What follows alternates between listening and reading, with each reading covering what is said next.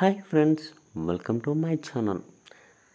Chennai and RCB మధ్య జరిగిన మ్యాచ్లో కొన్ని హైలైట్స్ని ఈ వీడియోలో డిస్కస్ చేద్దాం.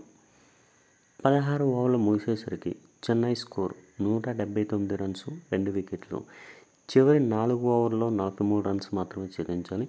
ఈ టైంలో అద్భుత ఫామ్లో ఉన్న ఆయుష్ మాత్రే అండ్ జడేజా బ్యాటింగ్లో కొనసాగుతున్నారు. సో 17th ఓవర్లో సిఎస్కే చివరి వరకు వచ్చి ఓడిపోయింది. 16వ ఓవర్లో మాత్రమే అవుట్ అయ్యాక వచ్చిన బ్రెవిస్, అంటే 16th ఓవర్లో మాత్రమే అయిపోయాక అవుట్ అయ్యాక వచ్చిన బ్రెవిస్ ఎల్బిడబ్ల్యూ రివ్యూ కోసం జడేజా సుదీర్ఘంగా చర్చించాడు. అంటే బ్రెవిస్ అనేవాడు డిఆర్ఎస్ టైం అయిపోయిన తర్వాత స్పందన కొన్నాడు. అప్పటికే టైం అవుట్ కావడంతో అంపైర్ అంగీకరించలేదు. దీంతో బ్రెవిస్ అవుట్గా వెనుదిరిగాడు. రిప్లేలో అది నాట్అవుట్గా తేలింది. గత మ్యాచ్లో రాణించి ఫామ్లో ఉన్న అతడు ఉండి సిఎస్కే గెలిచేదని ఫ్యాన్స్ అని అంటారు.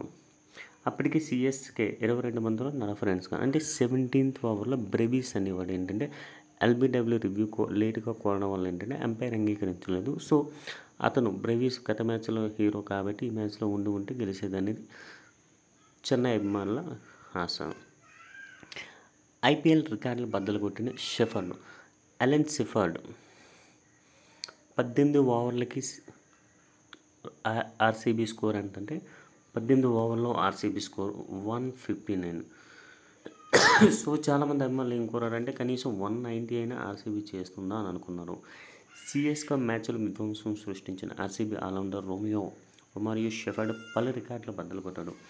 14 బంతుల్లో హాఫ్ సెంచరీ. దీంతో ఆర్సీబీ తరపున ఫాస్టెస్ట్ 50 చేసిన బ్యాటర్గా రికార్డు నెలకొల్పాడు. అత్యంత వేగవంతమైన అర్ధ సెంచరీ చేసిన ప్లేయర్గాను కంత సాధించాడు.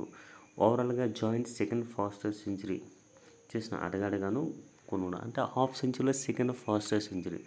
13 బంతులు వేరే ఉన్నారు. నెక్స్ట్ విరాట్ కోహ్లీ అరుదైన ఘనత.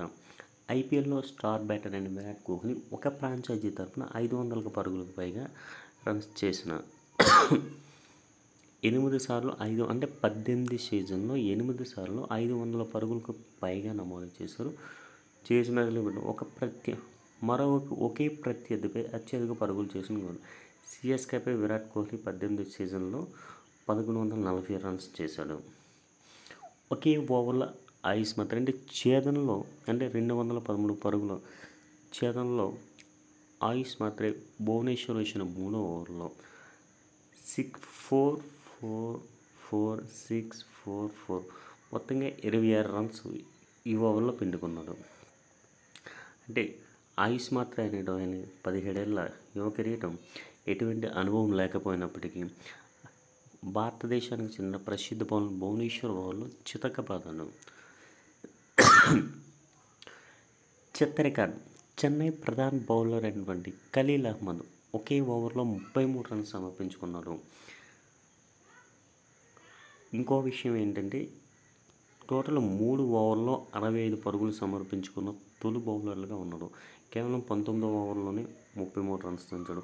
టోటల్గా 3 ఓవర్స్లో 65 రన్స్ ఇచ్చాడు.